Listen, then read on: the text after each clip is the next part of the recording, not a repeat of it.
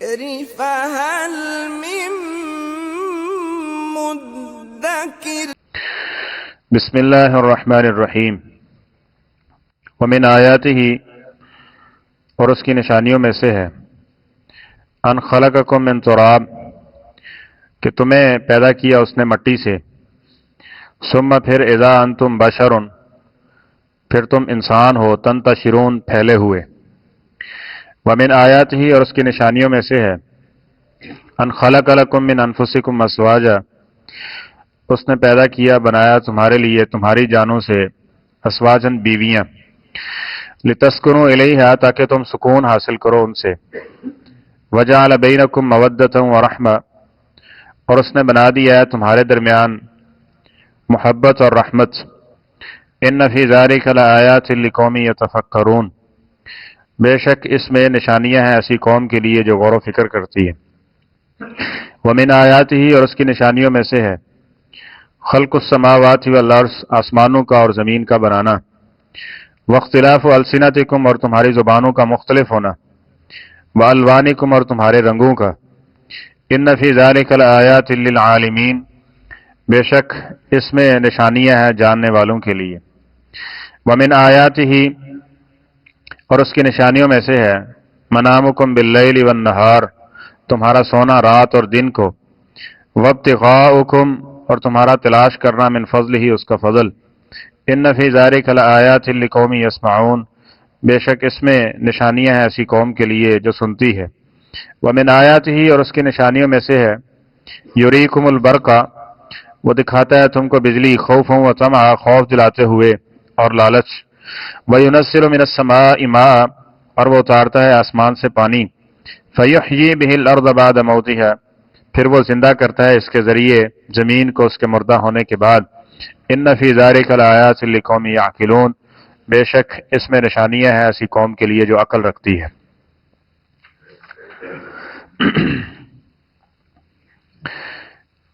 اللہ تعالیٰ وحدہ لا شریک ہے، اور اس نے جو کہا ہے کہ میرے علاوہ کسی کی عبادت نہیں ہو سکتی، اور میں ہی ہوں، یعنی اللہ تعالیٰ کی ذات ہی ہے جس نے آسمانوں کو اور زمین کو پیدا کیا ہے۔ جب وہ حقیقی خالق اور مالک ہے، وہ ذلیل نہ بھی دے تو تب بھی اس کی بات مانی جائے گی، لیکن اس نے قرآن پاک میں کثرت کے ساتھ یہ دلائل ذکر کیے ہیں، اور اس کو کہا کہ نشانی ہے، تھوڑا سا غور تو کرو، تمہیں سمجھ آئے گا کہ اس ساری کائنات کا خالق اور مالک صرف اللہ کی ذات، کوئی اور نہیں ہے۔ اور یہاں بھی مشرکین مکہ کے عقیدے سے آپ واقف ہیں، تو یہ آخرت کی بات اور عقیدہ توحید ذکر کرنے کے بعد عقیدہ توحید کے دلائل ذکر کیے جا رہے ہیں۔ اس اللہ کے وحدہ لا شریک ہونے کی نشانیوں میں سے ایک نشانی یہ ہے کہ ان خلقکم من تراب، اس نے تمہیں مٹی سے پیدا کیا ہے، مٹی سے انسان کو پیدا کیا ہے۔ اب یہ چھوٹی بڑی نشانی تو نہیں ہے نا، چھوٹی سی تخلیق، کیا چھوٹے سے کرتب کو دیکھ کے ہم اس کے فین ہو جاتے ہیں، جی فلاں جی بڑا اس نے کردار ادا کیا، کیا کردار ادا کیا؟ ذرا اللہ تعالیٰ کی نشانیوں پہ غور کریں، یہ سب بھول جائیں گے، پھر تمہیں ایک ہی بندہ نظر آئے گا جس کو آئیڈیل بنانا ہے، وہ وہی ہوگا جو اللہ اور اللہ کے رسول کی بات کو ماننے والا ہوگا، یعنی انبیاء۔ پھر کیا ہے، صحابہ کرام نے یہ چیزیں دیکھ لی نا، پھر اپنا جان مال سب نبی کریم صلی اللہ علیہ وسلم کے لیے قربان۔ سب سے زیادہ محبت کس سے ہو رہی ہے؟ نبی کریم صلی اللہ علیہ وسلم سے ہو رہی ہے۔ اور آج کل ہمارے ہیرو کون ہیں؟ اس وجہ سے کہ ہم نے ان چیزوں کو نہیں دیکھا، اس پہ غور ہی نہیں کرتے، اور ان چھوٹی چھوٹی چیزوں کے ہم جو ہیں وہ دل دادا ہو جاتے ہیں۔ تو فرمایا ثم اذا انتم بشر تنتشرون، مٹی سے بنایا تمہیں، اس کے بعد تم یہ دیکھو انسان ہو، اور انسان پوری دنیا کے اندر کائنات میں پھیلے ہوئے ہو۔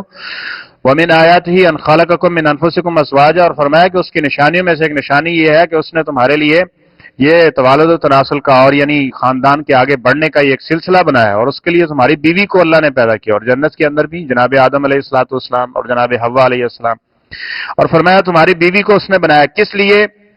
لتسکنوا الیہا وجعل بینکم مودۃ ورحمہ، نیک بیوی اور اچھی بیوی اس کی، اور یا یوں کہہ لیں کہ ایک اچھی عورت کی علامت یہ ہے کہ جب وہ بیوی بنتی ہے تو وہ شوہر کے لیے باعث سکون ہوتی ہے۔ پہلی اس کی جو خاصیت ہے اور جو اس کا مقصد ہے، سمجھ لیں کوئی بھی چیز جب مقصد سے ہٹ جاتی ہے تو وہ فضول اور نکارہ ہو جاتی ہے۔ تو فرمایا پہلا اس کا مقصد کیا ہے؟ لتسکنوا الیہا، تاکہ میں اس میں سکون حاصل کرو۔ جس طرح نبی کریم صلی اللہ علیہ وسلم نے فرمایا سب سے بہترین عورت وہ ہے، بیوی وہ ہے، اذا نظر الیہا سرتہ و اذا امرہا اطاعتہ، جب شوہر اس کی طرف دیکھے تو وہ اس کو خوش کر دے، ٹھیک ہے، یعنی اس کے معاملات، بول چال ہے، طور اتوار، جس کے ذریعے وہ اپنے شوہر کو خوش رکھے. اور اس کے بعد فرمایا وَإِذَا أَمَرَهَا أَطَاعَتْهُ، جب وہ اس کو حکم دے تو وہ اس کی کیا کرے؟ اطاعت کرے. اور یہ کب ہوگا؟ کب ہوگا؟ جب ہم تعلیم وہ دلوائیں گے، آئیڈیل اس معاشرے کو رکھیں گے اور 12، 14، 36 انچ میں وہی معاشرہ دکھائیں گے اور پھر اس کے بعد کہیں کہ لِتَسْكُنُوا إِلَيْهَا ہو جائے. یہ نہیں ہو سکتا. لِتَسْكُنُوا إِلَيْهَا اسلام کی صورت میں ہوگا. جس طرح نبی کریم صلی اللہ علیہ وسلم نے فرمایا تھا نا، 4 چیزوں کی وجہ سے نکاح کیا جاتا ہے، تو تم نے کس کو پسند کرنا؟ فَاظْفَرْ بِذَاتِ الدین. اور نبی علیہ السلام نے فرمایا دنیا متاع، دنیا ساری فائدے کا سامان ہے، لیکن سب سے بہترین متاع کیا ہے؟ خیر متاع الدنیا. یہ نبی علیہ السلام فرما رہے ہیں. ذرا اس پہ غور کریں گے تو بات بڑی واضح ہو جائے گی کہ سب سے بہترین مال و متاع کیا ہے؟ وہ نیک بیوی ہے. اگر انسان کے پاس یہ نیک ہمسفر نہ ہو، اچھا ہمسفر نہ ہو کہ جو اس کی مشکلات میں اس کا ساجی ہو، اس کو ساتھ دینے والا ہو، اس کو تسلی دینے والا ہو، اس کو خوش رکھنے والا نہ ہو، تو پھر کیا ساری دنیا کی دولت بھی پھیکی پڑ جاتی ہے. اور دیکھا ہے آپ نے، لوگ خودکشیاں کرتے ہیں. لوگ کیا کرتے ہیں؟ لِتَسْكُنُوا إِلَيْهَا. اور یہ سب تب ہوگا جب دین کی تعلیم شوہر کو بھی ہوگی اور بیوی کو بھی ہوگی، یعنی عورت کو بھی ہوگی. جب اس معاشرے کی ہم جس کی مثالیں دے رہے ہیں وہاں بہن، بیٹی، ماں، بیوی، اس کا کوئی تصور نہیں ہے، ٹھیک ہے، اور اس کو آئیڈیل بنا کے ہم جی رہے ہیں، تو پھر اپنا بھی سکون برباد کر رہے ہیں. نہ وہ بن سکتے ہیں، نہ یہ بن سکے. تو اس لیے اس چیز کو پڑھیں گے اور اس چیز کی بڑی کمی ہے.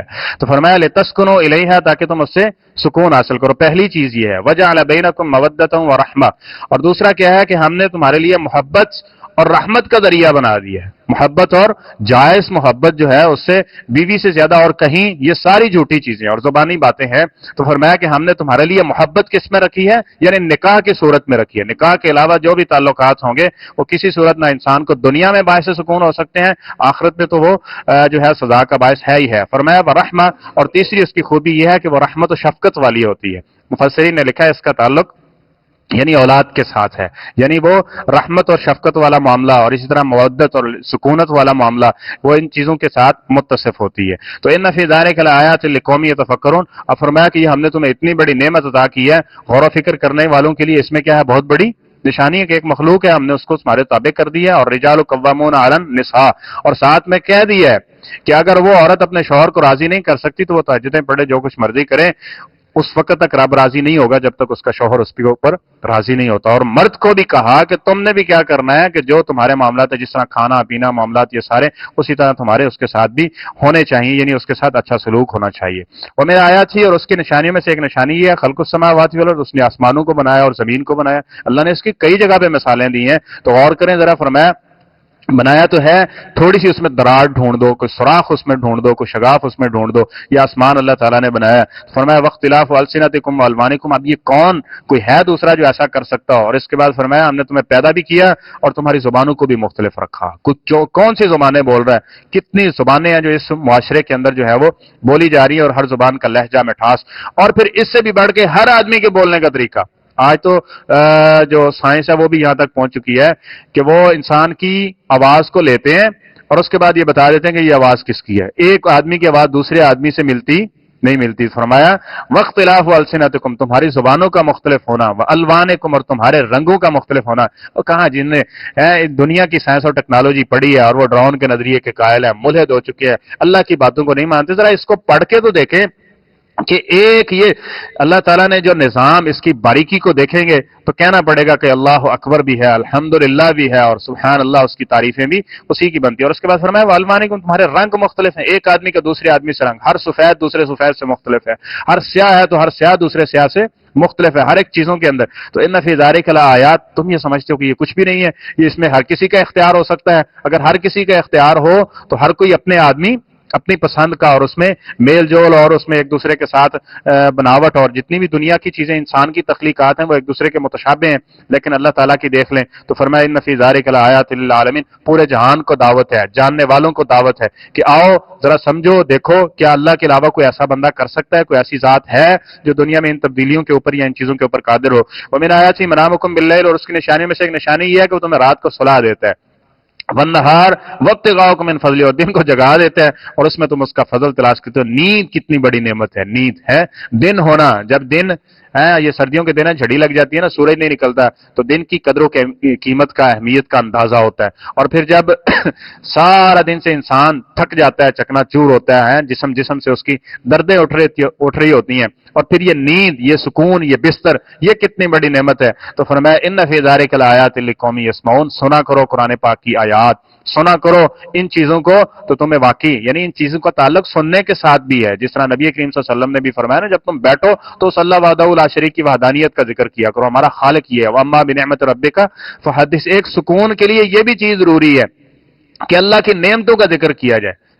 بسا اوقات ایسی چیز ہوتی ہے کہ جو کمی ہوتی ہے یا محرومی ہوتی ہے یا جس نعمت کے ساتھ انسان کو ابھی متصف نہیں کیا گیا، ان کا ذکر کر کے، محرومیوں کا ذکر کر کے جو نعمتیں ہوتی ہیں ان کا سکون بھی برباد کر بیٹھتے ہیں. تو فرمایا آیات لقومی یسمعون، ایک دوسرے کو سنانا، جس طرح دعاؤں کے اندر بھی یہ ساری چیزیں ہیں. ومن آیات یریکم البرق خوفا وطمعا، اور اس کے بعد فرمایا کہ اللہ تعالیٰ یہ چمک بجلی کی، اس کے ساتھ اللہ تعالیٰ تمہیں ڈراتا بھی ہے، یعنی کسی پہ گر جائے تو کیا نقصان ہوتا ہے، اور اس کے ساتھ یہ طمع اور لالچ بھی ہوتی ہے کہ اس کے ذریعے اللہ تعالیٰ ہمیں بارش کی نوید شاید سنا رہا ہے.